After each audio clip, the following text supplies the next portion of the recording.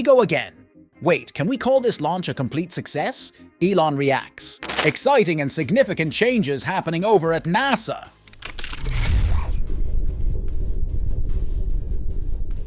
Hey, I'm Lucas. Welcome to the SpaceX community. Let's get started. In today's episode, we're going to discuss about today's Starship launch. Yes, I know, you all have been waiting for this update, isn't it? So, let's start. SpaceX's latest Starship rocket, Ship 28 and Booster 10, a true giant of technology, soared into the sky and made history by flying halfway around our planet. This was a crucial test to examine the capabilities of the new rocket, and was a part of a series of the test flights that SpaceX conducted within the last 2 years. The launch happened in South Texas, and the rocket is a whopping 397 feet tall. That's taller than the Statue of Liberty. There was a slight delay because they had to make sure the area was safe, but then it was all systems go. This successful flight builds on previous tests and shows that SpaceX is on track to start sending satellites into space at an even faster rate. This is great news for their Starlink internet service. Elon Musk, the brain behind SpaceX, was thrilled and shared his excitement online, saying, "Starship reached orbital velocity." This means the rocket was fast enough to start orbiting Earth. There were some other cool achievements too. They tested a special payload door, called the PEZ dispenser, in the rocket that will open in space to let satellites out. They also moved super cold fuel around inside the rocket, which is a step towards doing this in space, a must-have for future missions to the Moon and Mars. However, not everything went perfectly. The booster part of the rocket didn't land as planned in the sea. It was supposed to gently touch down, but instead, it crashed. Also, they didn't restart one of the engines in space, and we're waiting to hear why from SpaceX. As you all know, Starship is designed to carry up to 150 metric tons of stuff into space. That's about as heavy as 37 elephants. If they don't need to save fuel to bring the rocket back, it can carry even more. Musk dreams of making life possible on other planets, and Starship is key to that. It's also going to help SpaceX send satellites up and work with NASA to land astronauts on the Moon. On this latest flight, everything worked perfectly as the rocket climbed into space. All 33 engines of Booster 10 roared to life, and the sound was heard for miles. The engines are so powerful, they burn through 20 tons of fuel every second. About 2 minutes and 42 seconds after liftoff, the rocket did something called hot staging. This is a fancy way of saying it switched from the booster to the spaceship engines without stopping. This is a smart move that makes it better at carrying payloads into space.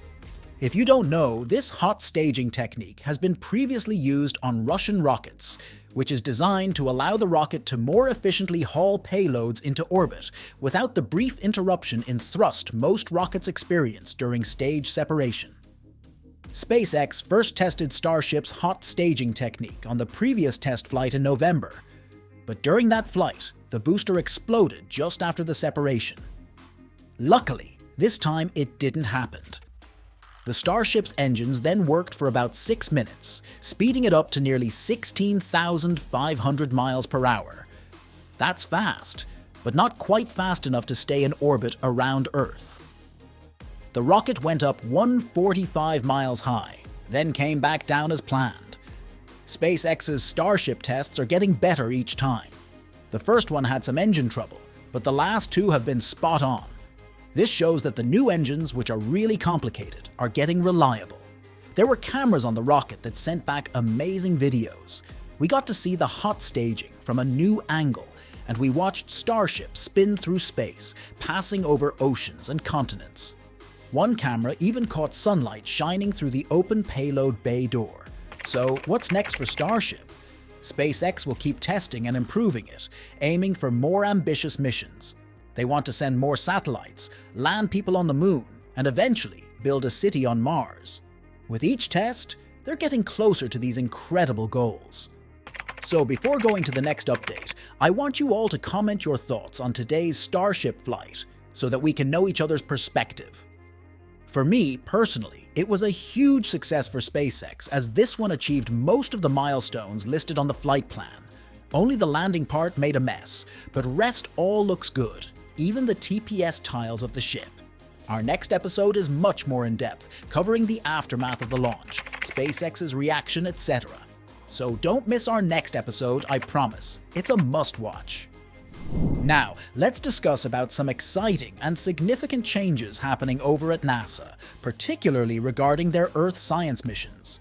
NASA recently announced a major revamp of their Earth System Observatory missions, and there's a lot to unpack.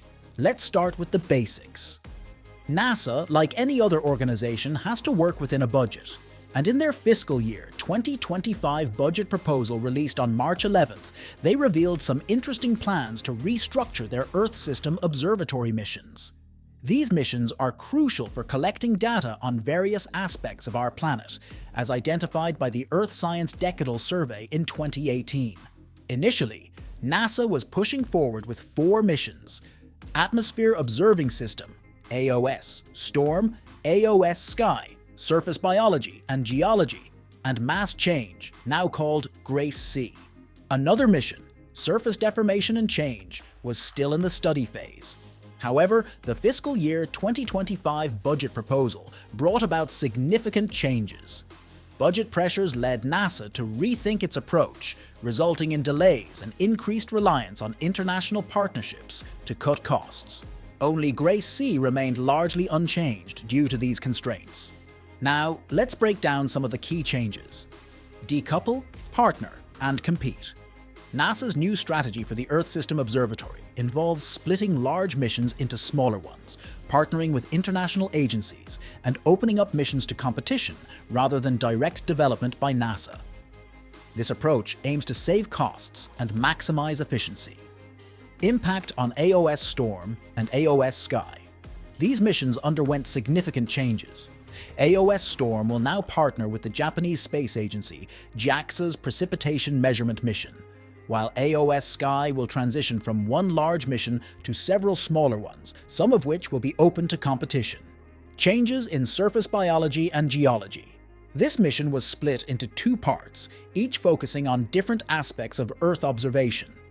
One part will fly a thermal infrared radiometer, TIR, on a spacecraft provided by the Italian space agency ASI, while the other will carry a visible and shortwave infrared spectrometer, VSUIR, facing a delay but expected to overlap with TIR for joint observations.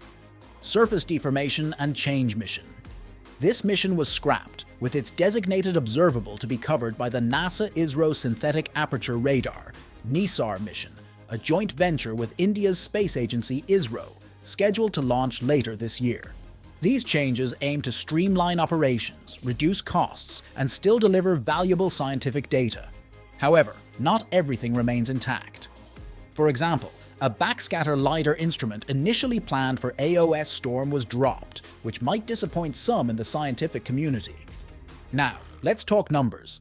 The projected budget for Earth science between fiscal years 2025 and 2029 saw a significant drop compared to the previous proposal. These changes come at a time when NASA's Science Mission Directorate faces challenges, including proposed cancellations and budget cuts for various missions.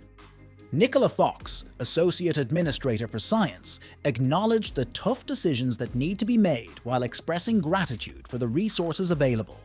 Despite the challenges, NASA remains committed to advancing scientific knowledge and exploration, with a portfolio worth $7.5 billion. There's still much to be done, and every effort is being made to maximize the impact of available resources. In conclusion, NASA's Earth science missions are undergoing significant changes aimed at optimizing efficiency and reducing costs while continuing to deliver valuable scientific insights. These changes reflect the organization's commitment to advancing our understanding of Earth and the broader universe within budgetary constraints. That's all for today's video. What do you think about NASA's revamped Earth science missions? Let us know in the comments below. Thanks for watching today's episode.